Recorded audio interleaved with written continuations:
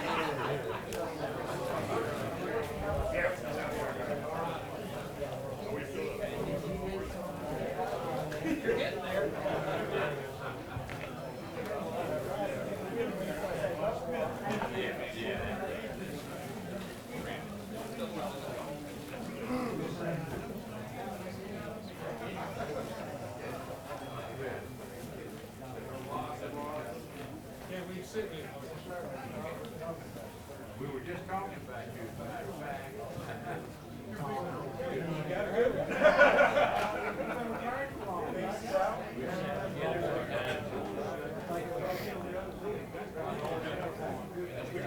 All right, was that orange juice or was that orange juice?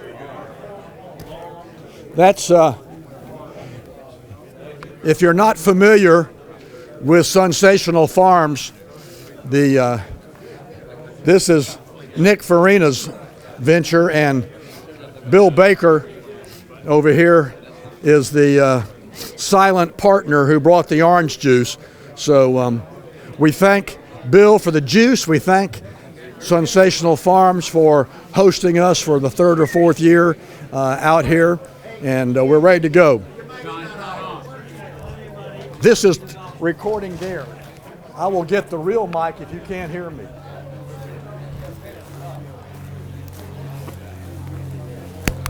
He was checking out another microphone. Sorry, just one second. Will I talk loud? We can run the cord if it's so.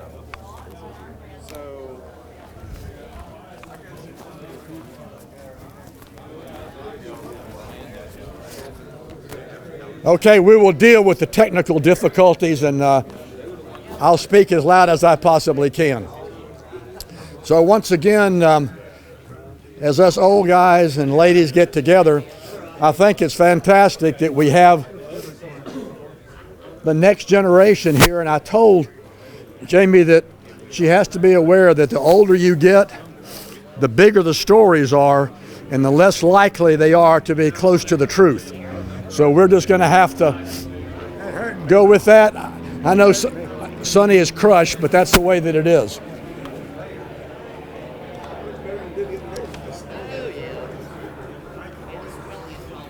As the last of the scragglers come in, Charlie Russ had to drive a long way, and there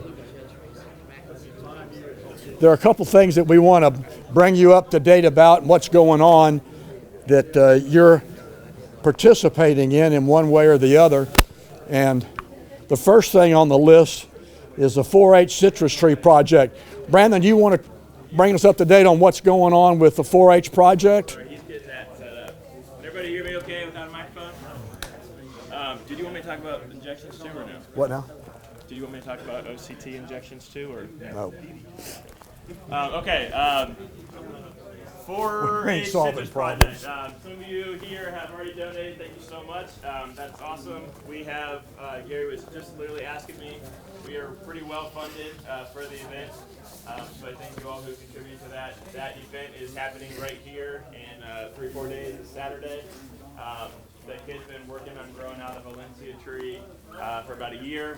They've come to a couple field trips and a workshop, learn how to grow the tree. And then we have, John will be doing our auction. We'll have proxy bidders for the kids. The winner gets $500, I think, and our At second least. place is 300. And so every kid who participates gets at least, I think, 40, $50. So it'll be a fun day. All are welcome. We actually need some more people in the audience. If you're bored this Saturday and want to come out just to kind of see how it goes, maybe bid on a tree, you're more than welcome. But we'll have about 60, 70 people here doing the auction. They'll do a kind of a knowledge test and the auction right here. So any other details I'm missing, John? It'll be a lot of fun.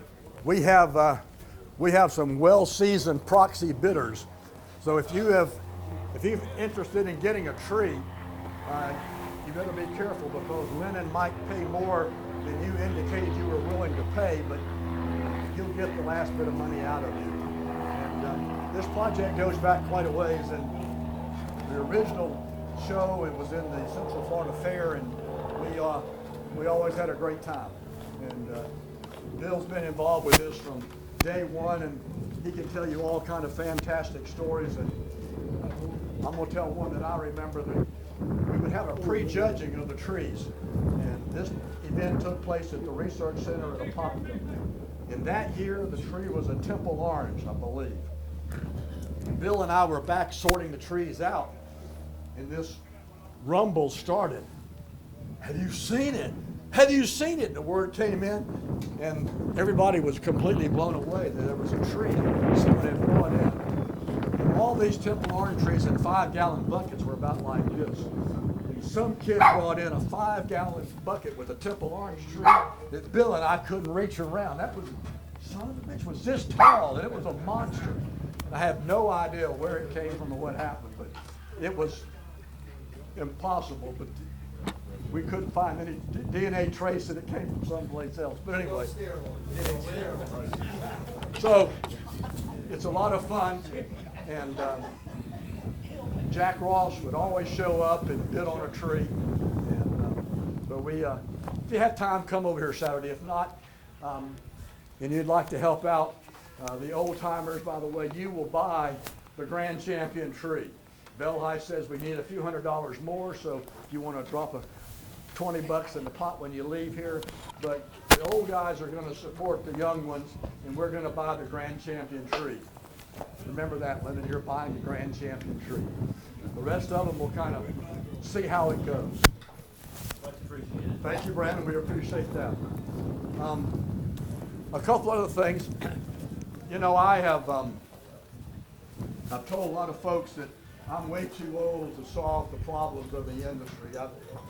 Lennon, the rest of y'all can handle that. So my mission now is to tell the story of the citrus industry and what's going on. And one thing that we've done is that we have taken these crate labels, and there are 4 by 4 feet by 4 feet rather than 2 feet by 2 feet like these, and they are scattered all over Lake County. How many of you, with all my begging in the letter, how many of you have taken the tour to seeing any of these labels out in the field? The rest of you are a total embarrassment.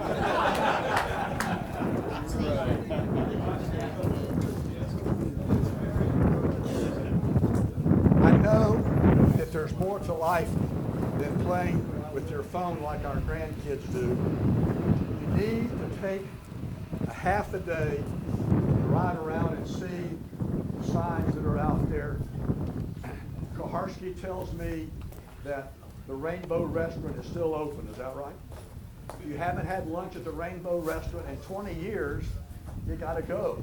There's a sign in Mascot, there's a sign in Groveland, there's a sign, where is she?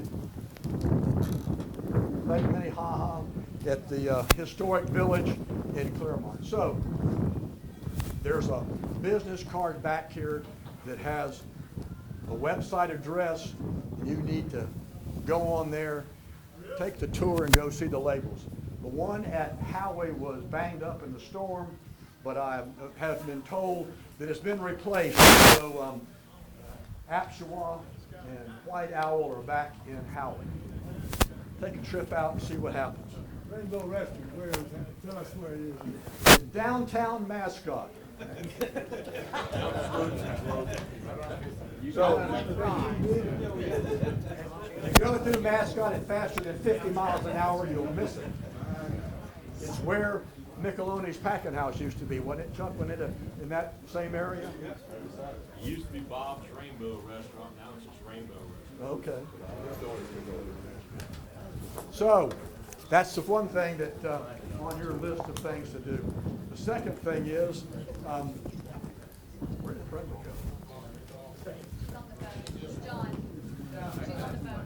Brenda is setting up oral history, and we need to talk to folks before you leave us and get some stories. I have a really sad story, Chuck, and I didn't want to have to say this, but I sat down with Chuck and Aaron Fender, and we did a fabulous oral history. Brenda calls me up about a month later and says, you know, I'm sorry to tell you this, but they can't find that tape. There is a load. So all they have is the audio and not the video. So I don't know if we can ever duplicate it again, but we're going to try to get it. But anyway, we're going to get some good oral histories, and there's some great ones on there. And so let me know if you'd like to sit down and talk. I can talk forever, and the only person that can out-talk me is Charlie Wilson. And I can verify that because we went to Valdosta, Georgia to look at some citrus trees. I tried my best, but he always had one more story than I could give him. So Charlie and Dennis Bronson are going to do one on mechanical pruning of citrus trees. And Dennis started and Charlie carried it out. So that brings me to the next project that we're working on to tell your story. And Charlie and Dennis and Phil and Mike and a couple of others were helping on this project. When I went down to the Claremont Historical Society to see if they would put Lake Minnehaha in the historical village, they said fine. And I said, but first of all, Claremont's gone to hell because they changed their name. They're no longer Jiminy Hills. Claremont is now what? The pre-Olympic training center of the world or something like that. Choice of champions, bicycle. So we tried to get the Historical Society to put a citrus barn at the historic village. Koharski's wife had been on him to get rid of the barn his grandfather built in 1930. We were going to try to move it there. Long story short, the Historical Society told us that they didn't think that an ugly citrus barn would work in the historical village. And if we wanted to, if we wanted to put a barn at their village, we had to pay $50,000 to replace the parking spaces we were going to take. We had to put a drawing together. The list was what, 7 or 8 items that we had to do. So we've abandoned putting an ugly barn in beautiful Claremont. So Tom, your story will never be told in Claremont. We'll have to tell it someplace else. So now the next effort with this is that Lake County Farm Bureau has endorsed the idea of having an agricultural showcase. And the agricultural showcase will not only tell the history of agriculture, but it will tell what's going on now and what's happening. So I'm working on that, and I remember my friend Frank Buis gave me some really great advice, and Frank always said, if you're going to take on a project, you need a soapbox. And how many of you remember Frank being in an OJ meeting and he having something that was going on at Lakeland, and he said, this is a critical issue. Talked about it for a second. Please sign this petition. The next week, Frank is in Lakeland, said, I have a mandate from Lake County growers, and he had 5 signatures on this petition he came up with. So Lake County Farm Bureau is supporting the agricultural showcase.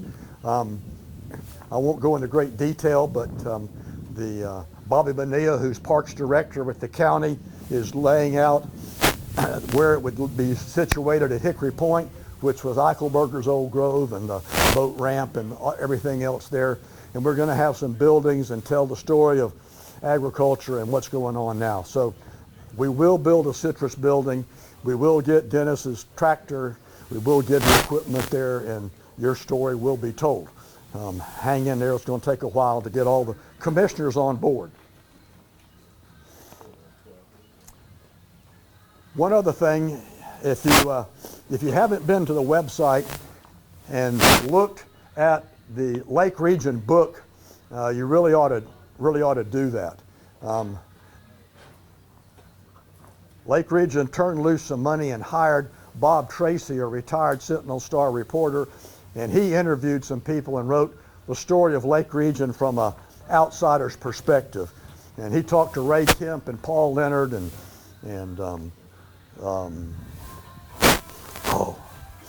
I'll think of her name in a second anyway. Anyway, it's online, and so the book is there. Jim Mayfield sent a nice little story on Buck Carson, and we're hoping that other people will participate and share some of their stories. Marie High bought a bunch of pictures that I got to figure out how we can download and put on the site. But anyway, Marie wrote. She was the nurse at Lake Region, was there, and I'm going to go talk to her and get her video with her. She still remembers everything. So great stories like that.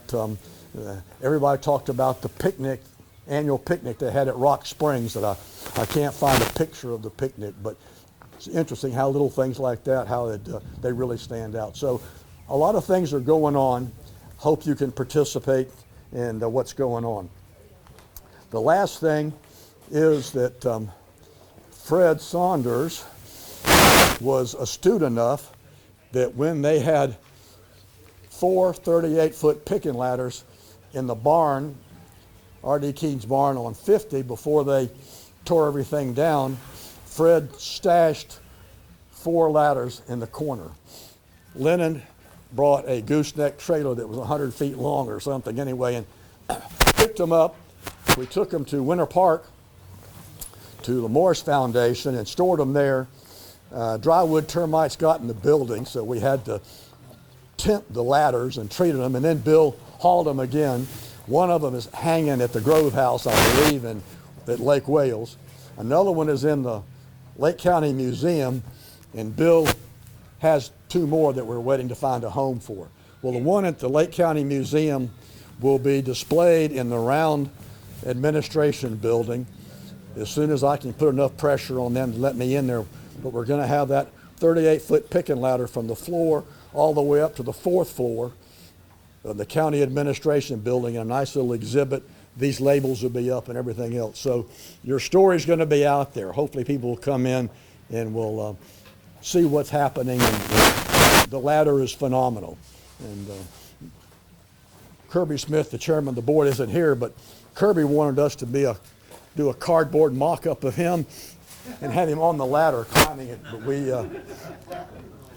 we couldn't find anybody who was willing to do a cardboard mock-up of Kirby to put him on the ladder. But Kirby's office looks like a museum. He's got pick and sacks, Lake Region banners, all kind of stuff. So we do have some support for telling your story. All right.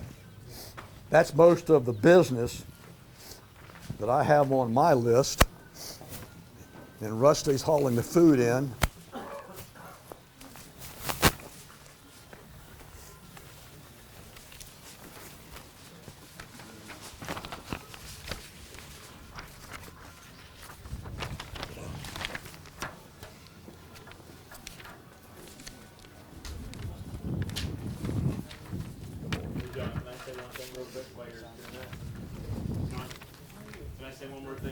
You can say one more thing real quick. The binder is on this front table. The Lake County Extension Director, Meg, she's my boss. She found these old binders with a bunch of pictures, all black and white. They're pretty cool. She doesn't want those to get destroyed, so she asked me to bring them today.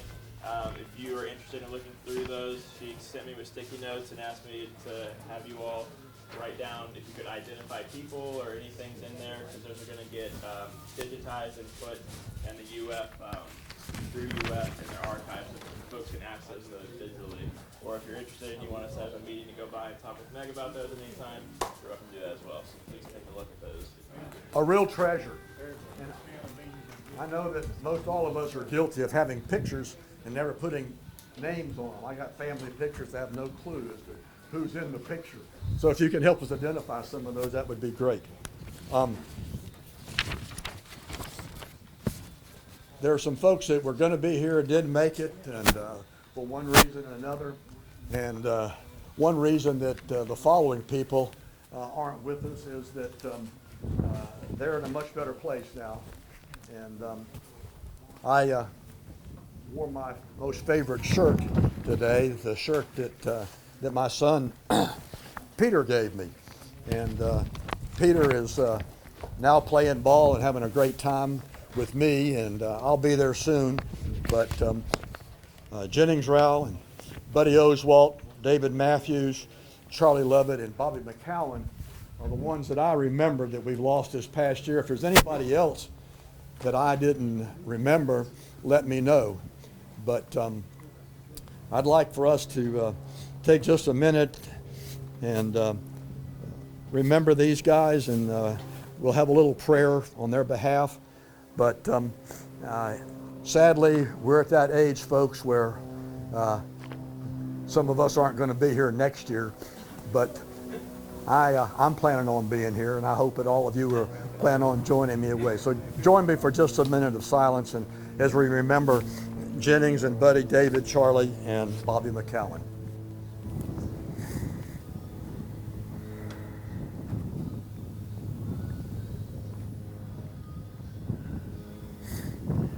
Thank you, Lord, for looking over these gentlemen. You get to hear their stories now. We'll share some of those later on, I'm sure. We ask you to be with them and their families. In Christ's name we ask it. Amen. We've had a number of times when some of us have needed a prayer, when Rick Freeman had the unfortunate situation with the power line and everything else, and others. And I can tell you that that the power of prayer is fantastic. Chris Schroeder here. Chris, if you remember, had a heart transplant a couple years ago, and I still have voicemail that Chris sent me telling me how much he appreciated our prayers. Chris has gone through far more lives than a cat. He's had cancer, he's got kidney problems, he's in now for some sort of a medical treatment. But he still goes fishing, he's still hanging in there. And Jerry Chacon, if you don't know, Jerry's had a couple strokes. I sent Jerry a card telling him I was thinking of it. Carl, I got back a Jerry Chacon response. It's a card, handwritten, and he struggled. But Jerry said, thanks for thinking of me. Tell everybody I said hi. I sure miss the citrus groves. And that was Chacon, short and sweet, but he needs our prayers. He's dealing with it. Mr. Cobia back here, I'm glad to see that he's here, and Robert's been struggling. Keep him in your prayers. Good friend of ours, Bill Castle. Dr. Castle and I communicate via emails frequently. Bill has Parkinson's. His wife has got her issues. Bill would be here if he could. I didn't communicate often enough, and he contacted Cross and wanted to know if I died or not. So Cross assured him I was still around. So Castle and I are communicating. Put him on the list. Does anybody know anything about Dick Toole? His emails don't go through. I have no idea. And like he moved into a nursing home. Anybody heard anything? He passed 6 months ago or something. He did pass away? That's what I'd heard. I don't remember where. I don't think he probably did because. He's up in Georgia. Well, Georgia. he was in Thomasville, and I know he moved into a facility. But what about Betty? His I wife? haven't heard a thing about her. I don't know. I tried But he- calling the phone but- number, but I think I But he wouldn't want to come back, because if you drive down 19 across from Cherry Lake, that's all his stuff is, it's going in rooftops, right? Jack Nelson, I hoped that his son would have brought him, but Jack went to the United Southern stockholders meeting. I saw him recently, but we need to get him out. Keep Weigel in your prayers just for general purposes, but he's got some situations, especially at the house. And my good friend and the co-organizer of this, Dixie Royal in the back, put him at the top of the list. He's at the top of my list, and goes back a long way for starting this thing. So if you can, add those people to your prayer list. And if anybody needs to be on the list, let me know. And talking about the list, and then I'm going to shut up, we'll eat. I have about 160. Can't hear. Wait till the plane leaves. Wait till the plane leaves. He can't hear either. It's gone now. I know the feeling, Johnson. I know the feeling. I don't have any trouble hearing. If I'm not standing next to you, I don't hear what you're saying. But if you can, and you know somebody that might like to get the letter, that's fine. If some of you are getting 2 or 3 emails, let me know so I can scratch them off the list.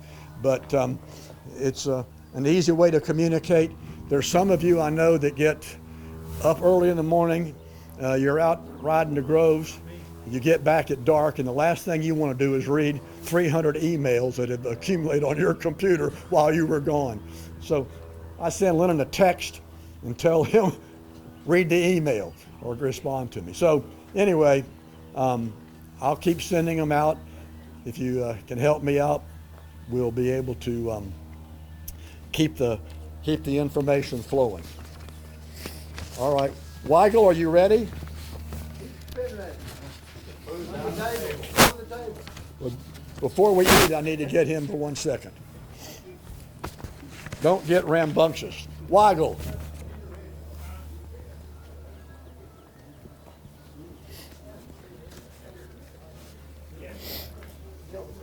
I know you're getting ready to eat, but if you can let folks know who is helping you. Okay. If there's anybody here that would like to, Like to what? Give money, you mean? no, I want to ask Matt if he, hey Matt Joyner, Matt. I want you to, if you want to make a few comments now, see this guy on the other side of you over there, down there? He can do a great imitation of your predecessor, so you better be careful. And I'll warn you right now, large hand motions. Maybe we should let Mike make the call. They're not to be part of your presentation. Bill, this is Matt Joyner. He's the new big cheese at Florida Citrus Mutual, and they have been very kind in providing some funding for this. And he gets a chance to tell you why the industry is not dead, and we're going to be around for the next generation, be old timers. Well, I appreciate it, John. I didn't expect to make comments. I wouldn't. I'm always ready. If I did, you'd have 30 minutes, and we can't do that. And I know it has been a. That will. Do you want me to hold that like I'm actually working? Well, it won't amplify, but at least you're. Okay. All right. Yeah, so I know it's been a most difficult season for everybody, and of course, a freeze and 2 hurricanes on top of greening has really left its impact. I mean, it's amazing what we're going to end up with this year, as everybody knows, in terms of boxes. I think the latest estimate, 16 million boxes. It's just hard to even get your arms around. And interestingly, I mean, when I'm out and about with growers and in the groves, it's kind of a mixed despondency and optimism all at the same time, because right on top of the fact that we're having this horrible season and the continuation of the decline that we've seen in production, we finally have some tools that really seem to be moving the needle. And I think there's some real excitement out there about this new injection technology, the antimicrobials that we're able to put in these trees that are really showing market improvements. The data that the registrant had was nothing short of impressive in terms of knocking back the greening and helping the trees start to recover. We're seeing increased production, we're seeing increased quality, size, less drop. I mean, all the things that you would hope that you would see. And then on top of that, we started getting data in from a lot of the growers that had been running trials with these companies as well. And frankly, they're validating the data that the registrant had to get this label. And so I think there's a lot of excitement if we can get over this hump and get some of these antimicrobials into the trees, start to clean some of these trees up. And on top of that, you've got an opportunity now to reset a tree and keep it healthy as you get into production. And that's been a real challenge as well. And whatever that strategy you may want to deploy, whether it's putting a tree in the ground, putting a bag over it for the first 18, 24 months, and then coming back behind that and injecting these antimicrobials to keep that tree healthy and into production, we really have some neat tools and strategies. And then on top of that, there's been a lot of good research on these PGRs that show that they're helping to reduce fruit drop. So all of a sudden, we've, in the last 12 to 18 months, have tools that have come out of research that I think everybody's been waiting on that are not the final solution, no doubt about it. This is not the end of the research that needs to be done. This is not the silver bullet that's going to save the industry, but I think we have a real Band-Aid now that can help us get back into production in a meaningful way, maybe get people out of the red for a change, enable them to put some trees in the ground with confidence, and right on the heels of that, some really neat stuff going on in breeding.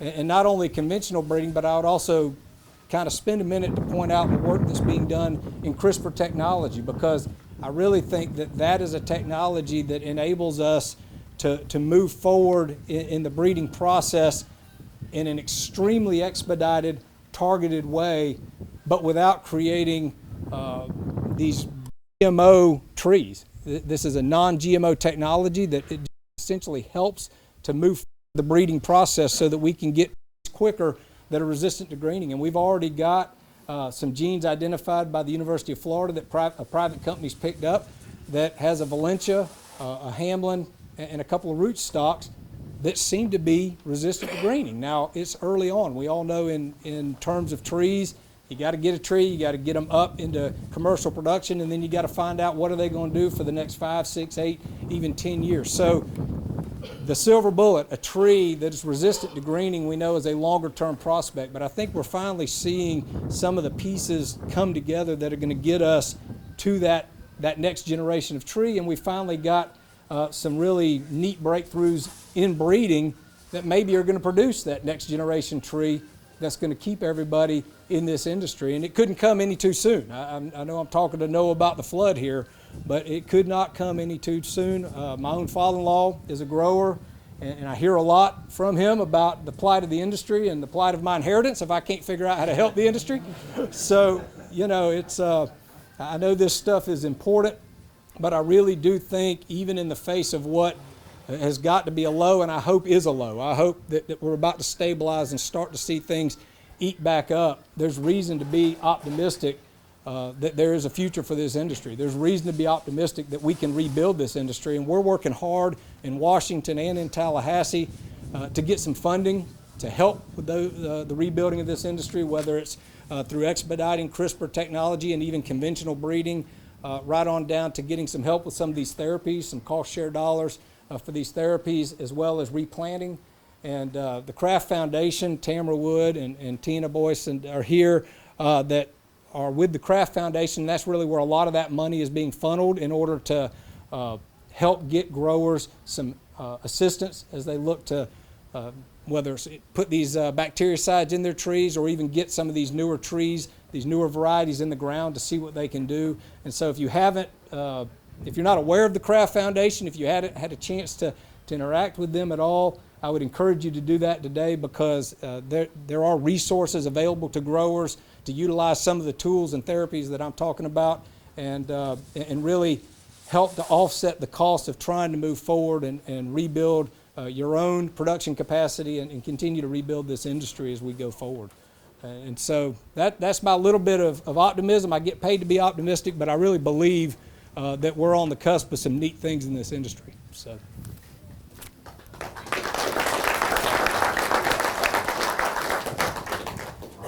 You know, it's always, to me, encouraging to see people who are still hanging in there and doing it. It's got to be terrifying, though, when the state of Florida produces less than half of what Lake County grew in 1980.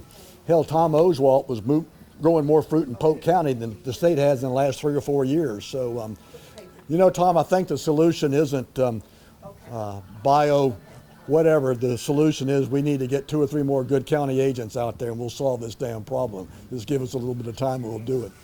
So with that, we're ready to go. At the end of the table, you will find dessert.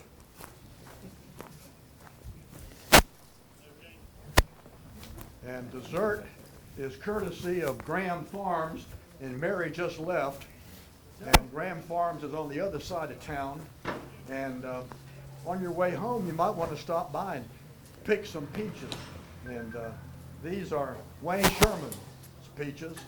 And Wayne was a boy from Mississippi that was a plant breeder at Gainesville and did some deciduous stuff and everything else. And so Mary brought some peaches. And these were not bred like they were in California to be picked green and spend 3 months in a warehouse someplace, and when you get them home, they taste like cardboard.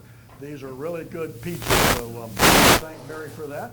And got a chance to go out there and pick a few Florida peaches. What's the name of the peach? What's the name of that peach?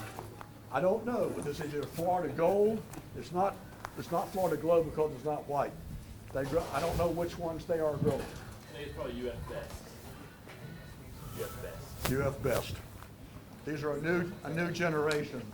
Mine go back to Florida Prince and Florida Glow and those, and now we have the Freestone and the Cling Peaches and all those, but they're all really good.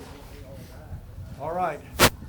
With that, I'll have a little blessing and we'll dig into Weigel's Chow. Our gracious and loving Lord, we thank you once again for all that we have, for the opportunity that we have to fellowship with each other, to share stories, to remember things, and to look forward. Bless this food. Bless all those who have worked hard to prepare it. Continue to be with us. We ask your blessing in Christ's name. Amen. Go eat. Okay, for those of you that don't know me, my name's Rob Watson, and I pretty much spent my life career selling fertilizer and chemicals. And what I was going to share with you today, 50 years ago, I was in an ag classroom down in Sebring. And my ag teacher, a guy named Steve Skipper, he, one day a month, he would have somebody from the agricultural community come in and talk to us. And as seniors in high school, he was trying to give us some vision of some path of agriculture for us to go into. Well, we had people like Marvin Kahn, who we lost recently, was a big pillar in the citrus community, statewide and especially in Highlands County. Dr. Hanley, who was a veterinarian, his son Jim is the COO of the Florida Cattlemen's Association. So I'm sitting there in my ag class, 1973, and my teacher brings in a guy that was in the fertilizer and chemical business. So lo and behold, it was Red Carson. And so I found out real quick that I wasn't a candidate for veterinary medicine, but fertilizer and chemical sales sounded like it was going to be a pretty good gig. So fast forward a couple years, I was able to get a couple years of junior college in with a ag business degree. And I looked Red up, and he recommended me for a job. And me and Red were co-workers for many years. And Red, is it okay if I tell your age? Red's 92 now, and he's and so me and Red try to make it to this event every year. We meet up down around Winter Garden and come up here and enjoy the fellowship. So one thing I'd like to say is all of you guys need to reach out to the generation behind us, and let's try to keep this thing, continuing to have a good group here every year. And but anyway, I just wanted to recognize Red. He he's the reason that I am where I am today. So thank you, Red. Oh, wait, I'll turn it on.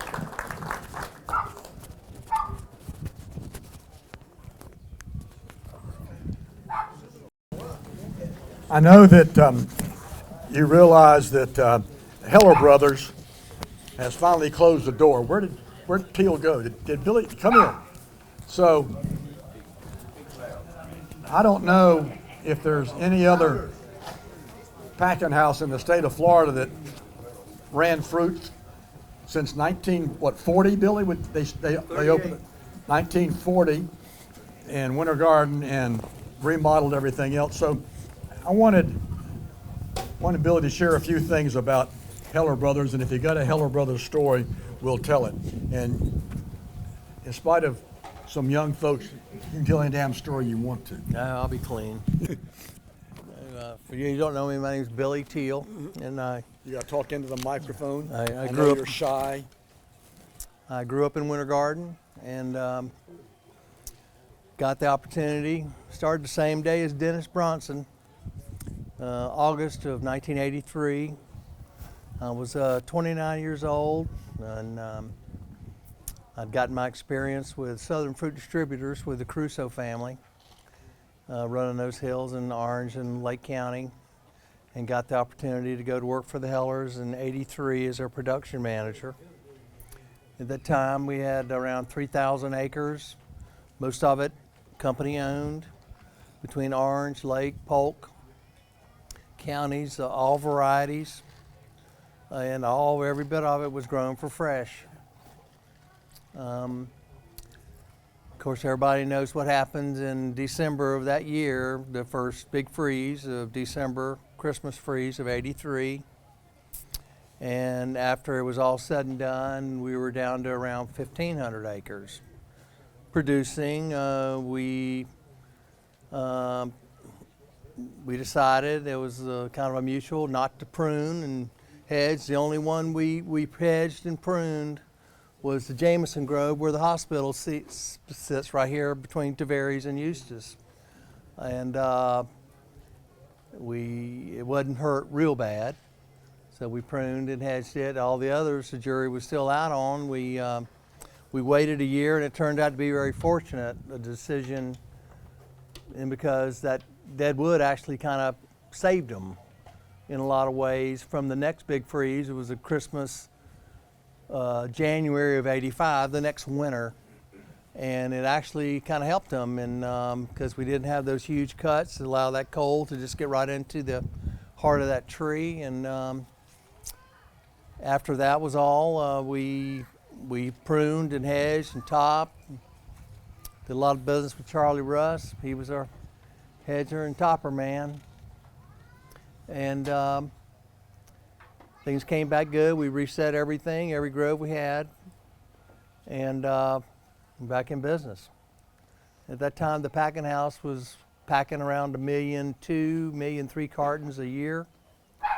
And all varieties, packed a lot of temples, around 200,000 to 300,000 boxes of temples a year. The only thing we didn't pack was Robinson tangerines and Mineolas, because they were just so finicky and had to clip them and whatnot. But a lot of Dancy's, whatever tangerine. We always tried to keep whatever was in season, whatever orange, grapefruit, tangerine was ready to go, because we didn't want a buyer to call and say, well, I want this too, and not have it. We had our own in-house sales that sold every box, and it was all picked to order. We didn't pick a thing until we had it sold.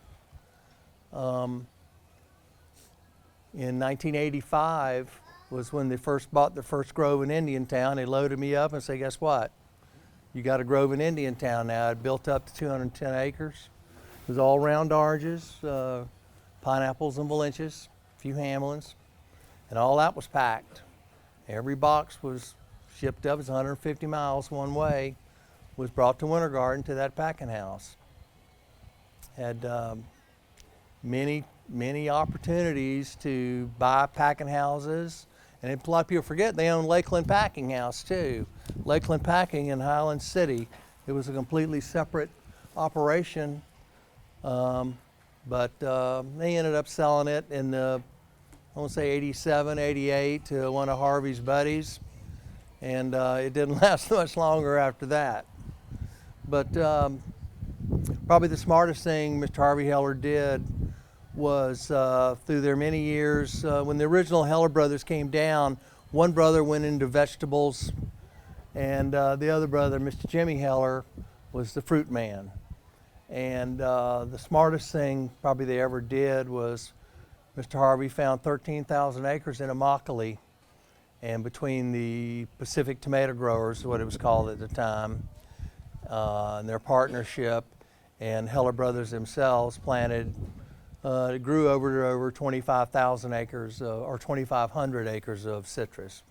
All varieties, mainly grapefruit, a lot of Valencias. Planted 150 acres of Murcots in one single planting. That a lot of people say couldn't have been done down there, but we did it. And by that time, I switched over to harvesting. And my brother Paul took over the production. He was a recent graduate of the University of Florida. And he took over that, and I moved to harvesting. And it was, you know, part of the other part of the business. You don't get your money till you get it picked and packed and sold, or shipped to the juice plant. So I ran the trucks and ran crews. And another very smart thing they did early on was when labor got tight in the late 70s, early 80s, they literally, Mr. Jack Merck, who hired me, he was a harvesting manager at the time, went to Mexico and recruited crews that they brought to Winter Garden and had 3 labor camps, one in Apopka, 2 south of Winter Garden, that we would set whole crews up in, where they just literally had to get out of their house and get in a bus and go to the field. And it was, we picked all our own fruit, no contract crews, and we just felt like we could control it better, and because quality was key. They were very proud of their pack of, I mean, just beautiful fruit. And, you know, it was just a rule, don't bring it to me unless it'll pack 75% or better. You know, there was no excuse for melanose or rust mite because we were supplied the equipment, whatever we needed, and there was materials to control it. You know, there was some things that were out of our control, weather, you know, whatnot, you know. I saw freezes, fire, hurricanes. One grove we had in just south of Sorrento, the Rockwood Grove, I burnt 28,000 gallons of diesel fuel in the 83 freeze, and that was the only grove where it was a complete loss. We never produced another box there. Murcots, Tangelos, just a total loss. So anyway, you know, I worked harvesting for all those years, and we had crews that go out and pick 1,500, 2,000 boxes of grapefruit a day. You know, and I wasn't the only one that worked there a long time. There was people, Jack Merck, who hired me, worked there 42 years. His son, John, was a packing house manager when I started. He moved into Jack's place when he retired, and he just retired last year, 47 years. The sales director, Rob Rath, was there when I got there. He'd been there 8 or 10 years. He just retired, almost 50. So that says a lot about a company and the kind of people they were that would, you know, they were very loyal. And in back, we were loyal to them. So it was quite a career. I got to know all these guys here, a lot of them. Fred Saunders. I wanted my groves to look like his because they were beautiful. I used to marvel at just how we all got it picked. You know, John? There was so much. But somehow we always did. It might take us till June, but we start right back up in August. Well, anyway, it was quite a ride, and I just appreciated the time, the place I grew up, and who I grew up with. You know, I'm very fortunate. That's my story. That's your story. You're sticking to it, huh? Yep. That's mine. This yours. That's mine. All right, I got to go. Not only does Billy have another job now, he's a grandfather, and you know that's the best job in the world. So he's going to leave. Anybody have any Heller Brothers stories they want to share? I want to, Charlie Levitt is one of those that we lost this last year, and Charlie went on a trip a number of years ago, and Charlie Rust was on that trip as well. And I want to tell you, if you had the opportunity to go to a country which had no diplomatic relations with the U.S., was ruled by a dictator that was pretty ruthless, and when you got to the airport, there was a DC-3 parked at Leesboro ready to go, and Jim Simpson was standing in front of one of the motors looking at a puddle of oil underneath that. And I'm wondering why that 27 of us got on a plane and headed to Jose Marti Airport in Cuba. And as soon as we got there, the first thing they did was take your passport. And it was an exciting trip. And you're going to ask me, why in the hell would you go on a trip like that, especially when Chops Hancock was the leader of the group? If you want to hear how we got back, you're going to have to ask Charlie Rust. He can tell you the story of the missing plane and the fact that Levitt was a mechanic, crew chief in the Air Force, and he was asked to go make sure the plane that was taking us back was going to make it back. So there's a interesting story, and Charlie was involved in that trip. And once again, I marvel at why Jim Simpson ever got on the plane to start with. And I tell you, when we were in Cuba, we were wondering why we bothered to do that as well. I got one more story that I want to share, and we probably have a bunch of stories you can tell about Bobby McCowan, and I'll be truthful, Bobby and I weren't exactly the best of buddies. There for a while, Extension Service and Florida Citrus Mutual sometimes were on, well, let's just say we might not necessarily had the same view of how things were getting done. But I went and did an interview, an oral history with Bobby in Tallahassee when he was there, and was absolutely amazed at his depth and understanding of issues in the industry and how he was able to respond. And I asked him to share one of the funniest stories he could remember with Mutual, and it was an event at a board meeting. And at the board meeting, there was a discussion about bringing in imported juice from Brazil. And one of the board members was John Kennedy. And John Kennedy, of course, was very much in support of that because Golden Jim bought a bunch of juice in all the time. And Joe Davis, I don't know if you know Joe Davis, was he in Sebring or Highlands County? And evidently, Mr. Davis was not a proponent of bringing in juice. And so as Bobby says, the discussion continued to escalate. And John Kennedy, he wasn't going to back down from anything at all. So finally it got to the point where Mr. Davis had all he could take. So he stood up and said, "I can't handle this anymore, I'm leaving." And he walked her out of the board meeting. Down there was a round room, and Mr. Davis headed out of the board meeting, opened the door and closed it and slammed the door. Everybody realized that Joe had not gone out the entrance, he had walked into a closet. And the whole board was completely silent. doing their best, and a few seconds later, he sheepishly opened the door and tiptoed around and went out the exit. And bless his heart, John Kennedy never said a word.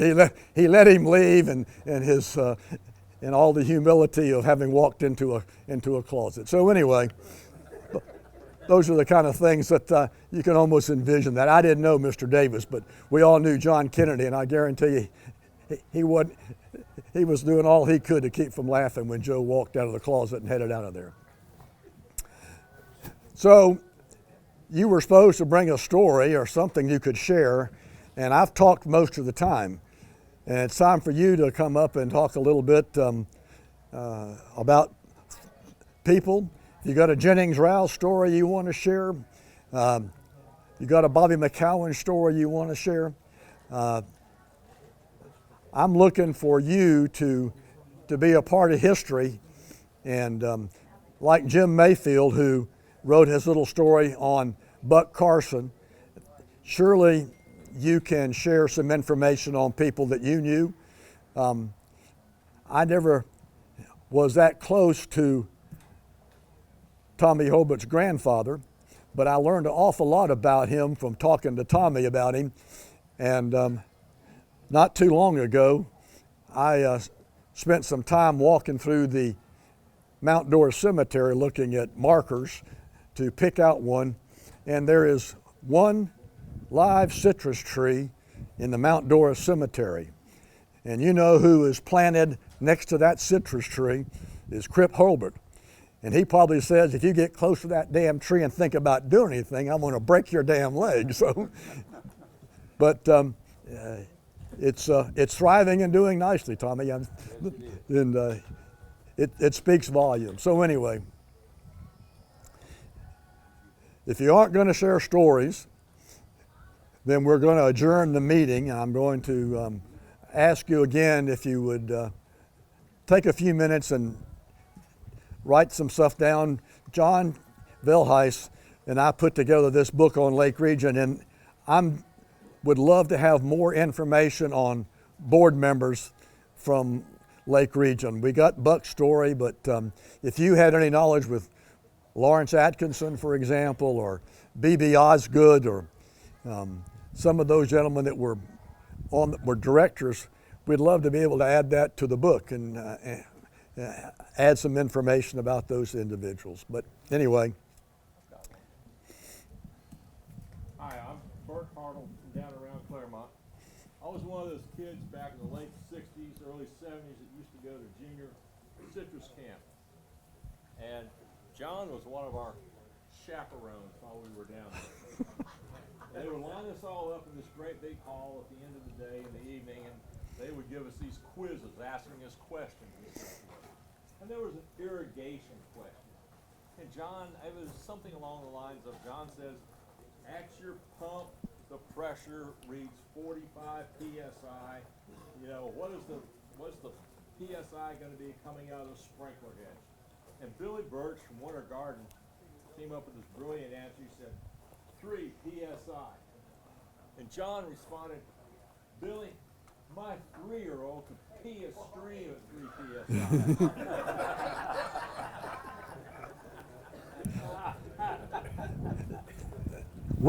We can tell some nice stories about Junior Citrus Institute. Tom and I can go on and on. It was an eye-opening experience for me. My first year, I didn't realize that free camps were attractive to some counties. And Orange County, for example, had a very dynamic 4-H agent, Ernie Cowan, and he asked me, he said, since you're covering 2 counties, would you look after my kids at 4-H camp down at Junior Citrus Institute? Being my first year, I said, sure, I will. So I hauled 8 or 10 of you guys from here down there, and Ernie sent a busload of wild heathens from Orange County. The first night that they were there, these kids came prepared. They ran around the camp banging on doors, and when somebody would open a door or lift up a screen, eggs would come in, and they egged every cabin in the camp but theirs. So I could see that the others were scheming. And the last night at camp, all of the extension folks were told, you guys stay in your area down there for a little while. And it seems that everybody who had been egged the first night managed to find a fire extinguisher or a hose or something. And I guarantee you there was water flowing out of the cabin that the Orange County guys were in. The next morning when they loaded all their suitcases to get on the bus, there was still water dripping out of pillowcases and clothes and everything else. So they had fun with the quizzes. And the guys from Groveland were my favorite ones. The Lees down there, they studied hard, because if you won the contest, you got a fishing pole or a basketball or something like that. But we had a good time. Seymour Goldweber was there, right, Tom? He was our fearless leader. Seymour was from Dade County. He was a remarkable guy. He could tell great stories. All right, everybody's shy and behind the scenes, and we're going to. Now this guy right here owes his career to me. He won't tell you that. Yes, I will. But he started off monitoring and collecting weather data for me years ago, and he called me one day and he said, "John," he said. That's the story I wanted. Oh. One day I was out doing maintenance on the weather towers. We had 5 out. And so I went to Claremont. Where's the tower? It's supposed to be 50 feet high. Got there, no tower. I says, now what do I do? So this is before cell phones, so I had to go back to payphone, call John. I said, John, there's no tower here. He says, you're joking. I says, no, I'm not. Well, it took me almost half an hour on the phone to tell John that I wasn't joking, that somebody cut the tower off right above the weather box and took the tower and probably used it for a deer stand. So I had to call the police department, and they took a report, and that's the last we heard of it. We never put the tower back. But it was so funny, John's expression, come on, you're kidding me. You can't be missing. But it was. Thank you. And I've been with Weather Watch when we started, and with Fawn now together for 34 years.